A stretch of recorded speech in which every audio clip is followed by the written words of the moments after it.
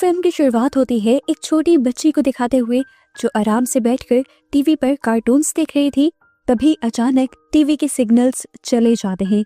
Screen पर एक emergency report आने लगती है जिसमें बताया जाता है कि पूरी दुनिया में एक बहुत ही भयानक वायरस फैल गया है। ये कोई आम वायरस नहीं था बल्कि एक भयानक इन्फेक्शन थी जो इंसानों को कुछ ही मिनटों में खूनखार जानवर जैसा बना देती थी। साइंटिस्ट ये बता चुके थे कि कुछ ही देर में ये वायरस पूरी दुनिया में फैल जाएगा, इसीलिए सब अपनी अपनी हिफाजत करें।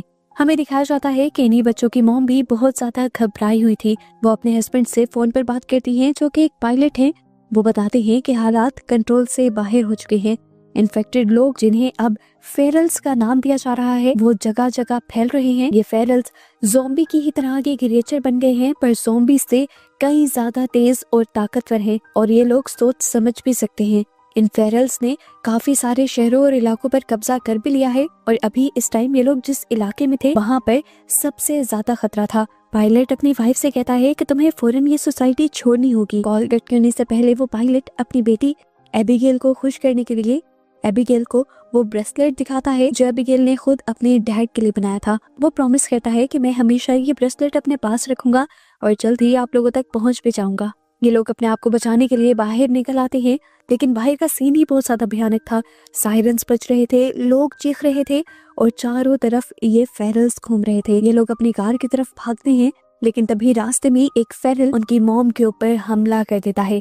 पलक झपकते ही अब एबिगेल की मॉम उसकी आंखों के सामने एक फेरल बनने लगी थी। एबिगेल घबराकर कार के नीचे छुप जाती है। कार के नीचे से वो देखती है कि पहले जिस फेरल ने उसकी मॉम के ऊपर हमला किया था उसी ने उसके भाई के ऊपर भी हमला करके उसे भी इन्फेक्टेड कर दिया था।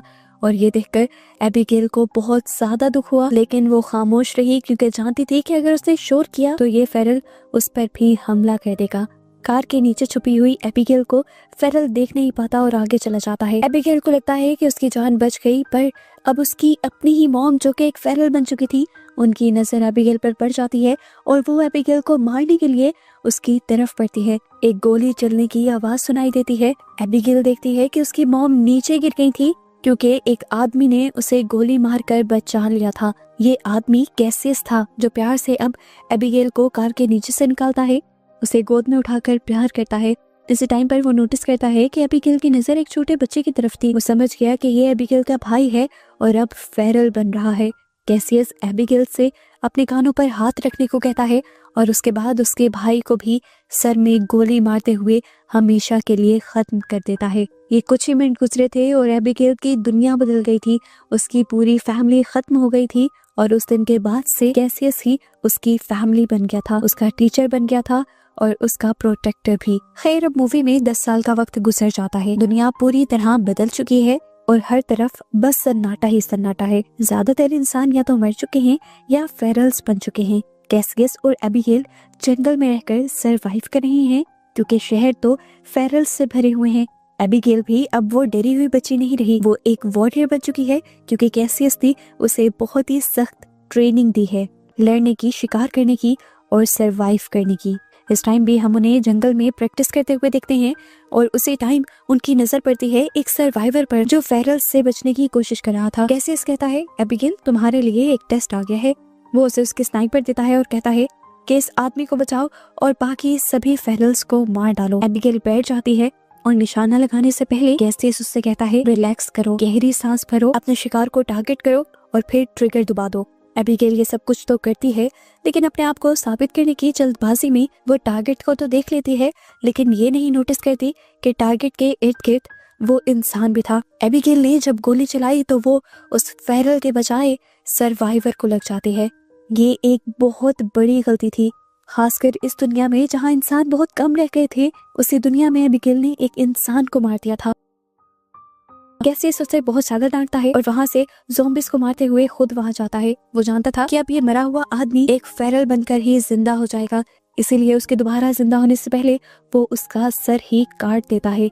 जिसके बाद वो उसकी गाड़ी में से अपनी जरूरत का सामान निकालने लगता है और उसके जूते भी पहन लेता है क्योंकि कैसियस के अपने जूते बहुत ज्यादा पुराने हो गए थे।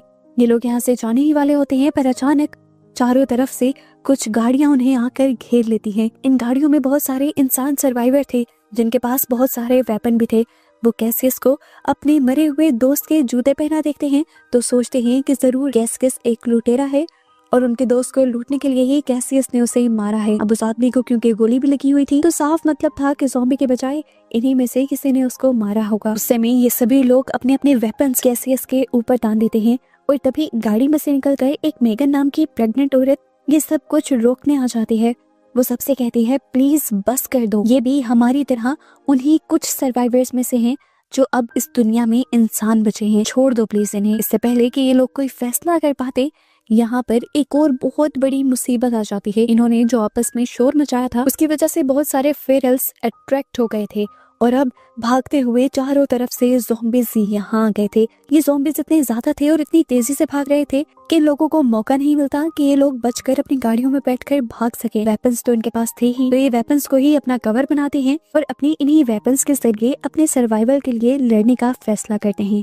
यहाँ पर एक भयानक लड़ाई शुरू हो जाती है। इन सर्वाइवर्स का ग्रुप हारने लगता है। इतने सारे वेपन्स के बावजूद भी इनकी गोलियां खत्म होने लगती हैं, लेकिन मॉन्स्टर तो खत्म होने का नाम ही नहीं ले रहे थे। अब बहुत सारे मॉन्स्टर्स इन्हीं सर्वाइवर्स के ग्रुप के ऊपर हमला कर देते हैं और उन्हें भी काटते हुए मॉन्स्टर बना देते हैं। और यहाँ जो सिर्फ इंसान बचते हैं वो थे कैसियस, एबिगेल, मेगन और उसका हस्बैंड डेविड। जिस टाइम ये सारे फेरल्स सर्वाइवर्स को काटने में और उन्हें इन्फेक्टेड करने में बिजी थे, उसी वक्त का फायदा उठाते हुए मेगन, डेविड, एबिगेल और कैसियस चारों कार में बैठकर वहां से भाग निकलते हैं। पीछे जो नया ग्रुप फेरल में बदला था, पता चलता है कि उनका लीडर जो भी अब फेरल ही बन चुका है, वो अपने और अपने ग्रुप के साथ होने वाली इन सारी चीजों से बहुत ज्यादा गुस्से में आ चुका है और अब उसने ठान ली है कि वो कैसियस से बदला लेकर रहेगा, जिसकी वजह से ये सब कुछ शुरू हुआ था। इसलिए वो अब कैसियस की खुशबू सूंघते हुए उस कार का पीछा करने लग जाता है जिसके अंदर ये लोग भागे थे। लेकिन हम देखते हैं कि कैसियस काफी दूर तक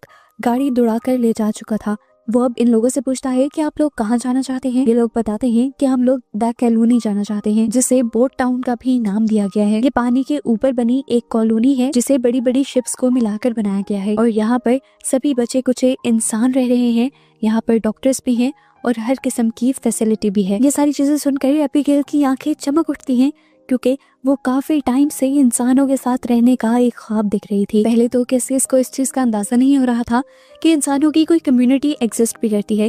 वो कहता है मैं काफी सालों से इधर उधर भटक रहा हूँ, मैंने तो कभी ऐसी कोई कम्युनिटी या कोई सोसाइटी नहीं देखी। मेगन उसे बताती है हमारा काफी बार उन कम्युनिटी के लोगों से कॉन्टेक्ट हुआ है। ये सुनकर कैसियस उनकी बात मान जाता है, लेकिन खुद वो वहाँ जाने के लिए तैयार नहीं था क्योंकि उसे लगता है कि ज्यादा लोगों के दरमियान में रहना मतलब ज्यादा खतरा। लेकिन यहाँ पे एबिगेल कहती है कि हम वहाँ पर एक मर्तबा तो जरूर जाएंगे, चाहे सिर्फ मेगन को छोड़ने के लिए, क्योंकि उसकी जो हालत है हम उसे अकेले जाने ही नहीं दे सकते। कैसियस की शक्ल से साफ लग रहा था कि वो इसके लिए भी तैयार नहीं है। रास्ते में ही अचानक से उनकी गाड़ी रुक जाती है और उन्हें पता चलता है कि वो खराब हो चुकी है।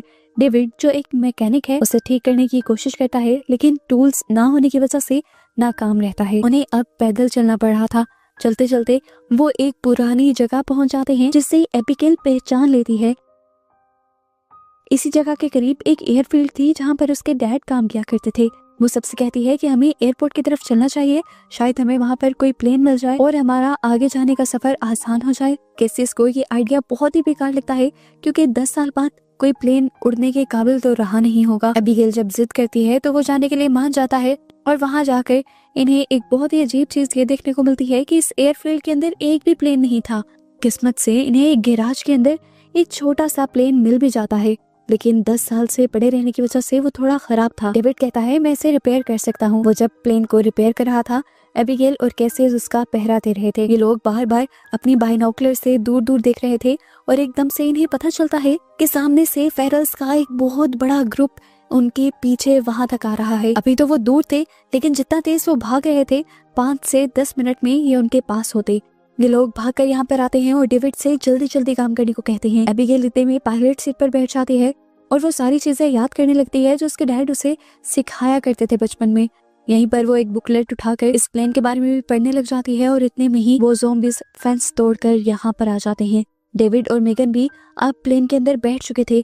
थोड़ी सी कोशिशों के बाद भी एबिगेल ने इंजन स्टार्ट कर लिया था प्लेन का। प्लेन तेजी से आगे की तरफ रनवे पर चलने लग जाता है, लेकिन उसके बावजूद ये ज़ॉम्बीज़ इतने ज्यादा तेज होते हैं कि चलते ट्रेन को भी पकड़ने की कोशिश करते हैं और उसके विंग्स को डैमेज भी करने की कोशिश करते हैं। इस टाइम पर कैसियस आधा प्लेन के अंदर बैठा हुआ था तो आधा बाहर था, जिसे एक ज़ॉम्बी पकड़कर बाहर निकालने की कोशिश कर रहा था, पर वो ज़ॉम्बी के सर पर गोली चलाते हुए उसे प्लेन से नीचे गिरा देता है और फिर फाइनली एबिगेल इस प्लेन को हवा में उड़ा लेती है। इस प्लेन को उड़ता हुआ देखकर सब लोग बहुत ज्यादा खुश हुए थे। सभी लोगों ने सुकून की सांस ली थी क्योंकि इतना बड़ा सफर ये लोग अब चंद घंटों में ही तय करने वाले थे। लेकिन उनकी ये खुशी ज्यादा देर तक नहीं टिकती। घंटा भर चलने के बाद ही इस प्लेन में से धुआं निकलने लग जाता है क्योंकि इंजन बहुत ज्यादा पुराना था और उसकी सर्विस नहीं की गई थी। कुछ ही देर में प्लेन का इंजन पूरी तरह फेल हो जाता है और प्लेन आउट ऑफ कंट्रोल हो जाता है। अपनी जान बचाने के लिए कैसियस एबिगेल का साथ देता है और प्लेन का लीवर पकड़ते हुए उसे एक दरख्त के अंदर क्रैश करवाता है ताकि इन्हें कम से कम नुकसान हो। उनका ये आइडिया काम भी कर गया था। इन्हें छोटी मोटी चोटें लगी तो थी लेकिन इनमें से मरा कोई भी नहीं था। खैर, जितना भी रास्ता इन्होंने इस प्लेन से तय करना था वो तो कर लिया था। आगे का रास्ता इन्हें अब पैदल तय करना था जो लगभग 2 दिन का और था। ये लोग अब यहाँ पर टूटी फूटी बिल्डिंग्स के अंदर रात रहने का फैसला करते हैं क्योंकि दूर दूर तक यहाँ पर ज़ॉम्बीज़ नहीं थे। फिर भी कैसियस ने यहाँ चारों तरफ ट्रैप भी लगा दिए थे। जिसके बाद जब वो अंदर आता है तो मेगन आकर उसका शुक्रिया करती है और कहती है अगर तुम ना होते तो अब तक हम मर जाते। ये सुनकर कैसियस थोड़ा पिघलने लगता है जो हमेशा से बहुत ही ज्यादा सख्त रहता था। मेगन को देखकर उसे अपना पास्ट याद आ जाता है और वो मेगन को बताता है कि मैंने सबसे पहले अपनी वाइफ को मारा था, वो भी मजबूरी में क्योंकि वो इन्फेक्टेड हो गई थी और अपने आप को बचाने के लिए मेरे पास कोई दूसरा रास्ता नहीं था। उस दिन के बाद से उसने कसम खा ली थी कि वो किसी के लिए नहीं लड़ेगा, वो सिर्फ अपने सर्वाइवल के लिए काम करेगा। लेकिन फिर उसे एबिगेल मिल गई और उसने अपना फैसला बदल लिया। फिर उसने एबिगेल को अपना साथी बना लिया और उसे अपनी बेटी की तरह पाला। वो बताता है कि एबिगेल के अलावा किसी को भी बचाना अब मेरा मिशन नहीं है, लेकिन मैं तुम्हारी और डेविड की जिम्मेदारी लेता हूँ और वादा करता हूँ कि मैं तुम्हें तुम्हारी मंजिल तक पहुँचा दूंगा। खैर, अगले दिन ये अपना सफर शुरू कर देते हैं और इन्हें रास्ते में चलते हुए एक बहुत ही अजीब चीज दिखाई देती है। एक बहुत ही अच्छा साफ सुथरा फार्म हाउस जहाँ पर बहुत सी चीजें भी उगी हुई थी और यहाँ पर बिजली भी थी। ये लोग बहुत ज्यादा हैरान होते हैं और उस फार्म हाउस की तरफ बढ़ने की कोशिश करते हैं, लेकिन तभी एक स्पीकर से आवाज आती है कि अपने अपने हथियार नीचे डाल दो। ये लोग उस आदमी की बात मान जाते हैं और अपने हथियार यहीं छोड़कर ये लोग अंदर चले जाते हैं। पता चलता है कि इस जगह का मालिक एक साइंटिस्ट था। वो इन सारे सर्वाइवर्स से मिलकर बहुत ज्यादा खुश होता है और उनके लिए अच्छा सा खाना भी बनाता है। ये सब खाना खाते हुए रो पड़ते हैं क्योंकि 10 सालों बाद वो इतना अच्छा खाना खा रहे थे। डिनर के बाद ये लोग बैठकर बातें करने लग जाते हैं और बातें करते हुए एक बहुत ही अजीब बात वो साइंटिस्ट ये कहता है कि ये वायरस कोई बुरी चीज नहीं है, बल्कि ये तो ह्यूमन एवोल्यूशन है। वो मानता है कि इस वायरस ने सारे कमजोर इंसानों को मार दिया है और ताकतवर इंसानों को फेरल्स में बदल दिया है और अब इन नई फेरल्स को ही इस दुनिया के ऊपर कब्जा करना चाहिए और बचे कुचे इंसानों को भी मर जाना चाहिए। जैसे जैसे वो बोल रहा था सबको चक्कर आने लगे थे क्योंकि उसने सबकी ड्रिंक में बेहोश होने की दवा मिलाई हुई थी। और ऐसे हमें पता चलता है कि साइंटिस्ट का उन सबको अंदर बुलाने का इरादा कुछ अच्छा नहीं था। जब इनकी आंखें खुलती हैं तो ये लोग बंधे हुए होते हैं। यहाँ पर साइंटिस्ट इनको अपनी असलियत बताता है और कहता है कि मैं तो यहाँ पर ज़ॉम्बीज़ के ऊपर ही एक्सपेरिमेंट कर रहा था। उसने अपनी ज़ॉम्बी बनी हुई वाइफ को भी यहाँ कैद करके रखा हुआ था और उसने एक ऐसी डिवाइस भी बनाई थी जिससे वो न सिर्फ अपनी वाइफ को बल्कि सभी ज़ॉम्बीज़ को कंट्रोल कर सकता था। वो बताता है कि मैं चाहता हूँ सारे इंसान मर जाएं और सारे फेरल्स में यानी ज़ॉम्बीज़ में बदल जाएं ताकि मैं उन्हें कंट्रोल कर कर इस पूरी दुनिया पर राज कर सकूं। वो अब अपनी ज़ॉम्बी बनी हुई वाइफ को आज़ाद कर देता है और अपनी डिवाइस की मदद से कंट्रोल करते हुए इन लोगों की तरफ मारने को भेजता है। सब घबरा जाते हैं। जैसे ही वो कैसियस के पास आती है, कैसियस उसे जोर से टांग मारकर पहले अपने से दूर कर देता है और इतने में डेविड अपनी ताकत का इस्तेमाल करता है और अपनी रस्सियां तोड़ देता है।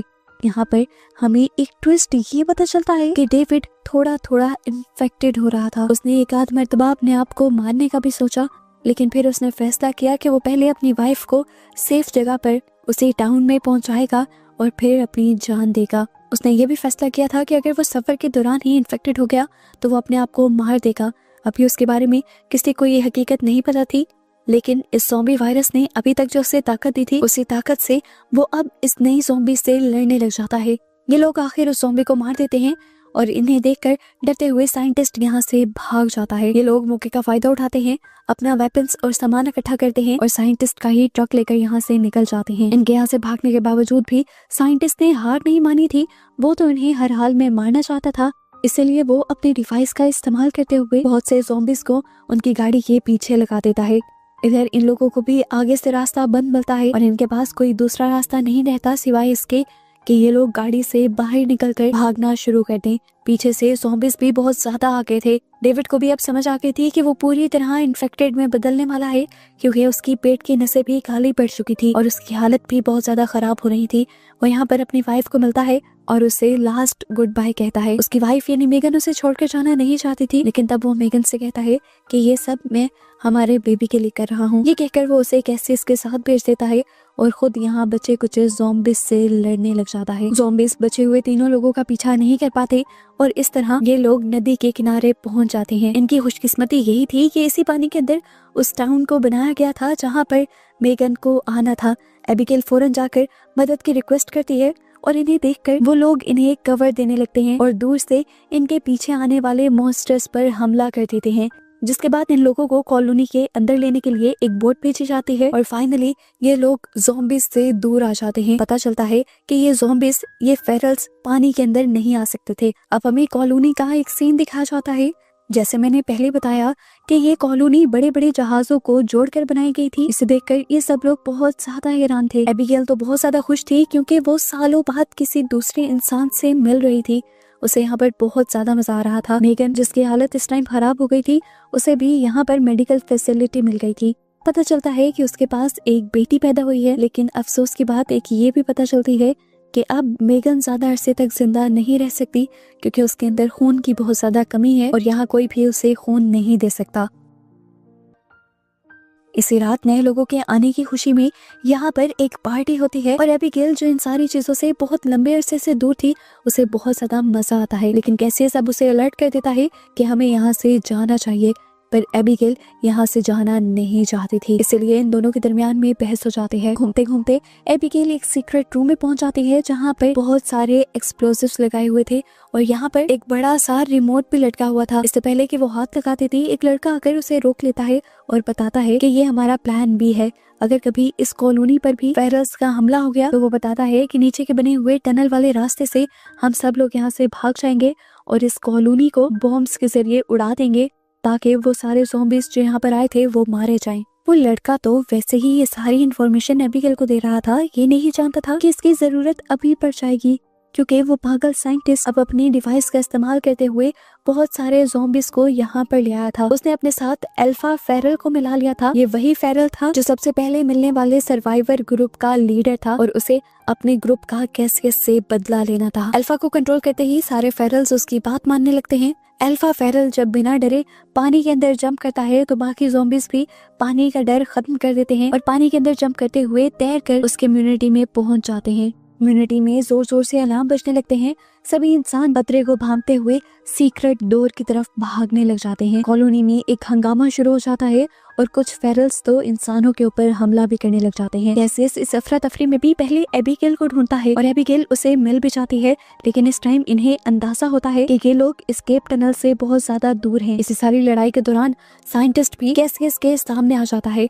उसे लग रहा था कि अब वो नया गॉड बन गया है सिर्फ इस डिवाइस को बनाकर। कैसियस को उसे देखकर इतना ज्यादा गुस्सा आ रहा था कि कैसियस ने उसके ऊपर ही हमला कर दिया और उसे मारते हुए बार बार उसकी डिवाइस को दीवार के साथ टकराया, जिससे उसकी डिवाइस टूट गई। सिग्नल्स खत्म हो गए और अब ज़ॉम्बीज़ उसके ऊपर टूट पड़े, जबकि कैसियस तो अपनी जान बचाकर यहाँ से भाग गया। आगे बढ़ने पर कैसियस को पता चलता है कि मेगन अब मर चुकी है, लेकिन अब उसकी एक बेटी थी जो जिंदा थी। मरने से पहले मेगन कैसियस को ये जिम्मेदारी देकर जाती है कि जैसे तुमने एबिगेल को पाला है और उसे ट्रेन किया है, मेरी बेटी को भी तुम बिल्कुल वैसे ही ट्रेन करना। इधर दिखाया जाता है कि सभी सर्वाइवर्स उस टनल से निकलकर एक सेफ जगह पर पहुंच गए थे। वो रिमोट कंट्रोल इस टाइम उसी लड़की के हाथ में था जो एबिगेल का दोस्त बन गया था। वो देखता है कि एबिगेल और उसके अंकल अभी तक उस टनल से बाहर नहीं निकले, इसीलिए वो इंतजार करता है और उस कॉलोनी को तब तक तबाह नहीं करता जब तक एबिगेल ना आ जाए। यहाँ एबिगेल जो सारे ज़ॉम्बीज़ से लड़ रही थी, उसके सामने जब अल्फा ज़ॉम्बी आता है तो वो उससे अपने आप को बचा नहीं पाती, क्योंकि अल्फा ज़ॉम्बी के हाथ में उसने एक ब्रेसलेट देख लिया था। ये वही ब्रेसलेट था जो उसने बचपन में बनाकर अपने डैड को दिया था, यानी ये अल्फा ज़ॉम्बी उसके डैड थे। उसे समझ नहीं आया कि वो क्या करे। ये अल्फा ज़ॉम्बी उसे खाने ही वाला था, लेकिन ठीक वक्त पर उसे बचाने के लिए कैसियस आ गया। ये देखकर उसे होश आया। वो कैसियस को बचाना चाहती थी, पर एक मिनट के लिए अपने डैड को मारना उसके लिए आसान नहीं था। लेकिन फिर उसे एहसास हो गया कि इस टाइम ये ज़ॉम्बी इंसान उसका डैड नहीं है बल्कि कैसियस उसका डैड है। इसलिए उसने उस ज़ॉम्बी के सर में गोली मारी और कैसियस को बचा लिया। अपने डैड को मारने के बाद एबिगेल कुछ देर के लिए सदमे में चली गई थी, लेकिन कैसियस एबिगेल को यहाँ से खींचता हुआ जल्दी से टनल की तरफ बढ़ जाता है। जैसे ही ये लोग टनल से बाहर निकलते हैं, वो लड़का इस कॉलोनी को तबाह करने के लिए बटन दबा देता है। बस चंद ही सेकंड लगते हैं और ये कॉलोनी पूरी तरह तबाह हो जाती है और यहाँ पर आए हुए सभी ज़ॉम्बीज भी जलकर राख हो जाते हैं। सर्वाइवर्स इस टाइम नदी के दूसरे किनारे पर थे और इन्हें अब दूसरी तरफ एक छोटा सा आइलैंड नजर आ रहा था। ये आइलैंड इनके लिए एक उम्मीद थी और ये लोग इसी आइलैंड पर नई कॉलोनी बनाने का डिसाइड करते हैं। इस टाइम कैसियस ने भी अपनी सोच बदल ली थी, क्योंकि अब जिस तरह बाकी लोगों ने उनकी जान बचाई थी, वो भी समझ गया था कि लोग खतरा नहीं बल्कि ताकत होते हैं। वो भी अब एबिगेल और इस छोटी बच्ची को लिए उन लोगों के साथ रहने का फैसला कर लेता है और ये लोग निकल जाते हैं उस आइलैंड के लिए, जिससे अब ये लोग अपना नया घर बनाएंगे और जिसे हमेशा ये लोग ज़ॉम्बीज से और फ्लेयर्स से दूर रखेंगे। और बस इसी तरह इन्हीं सबको दिखाते हुए ये मूवी यहाँ खत्म हो जाती है।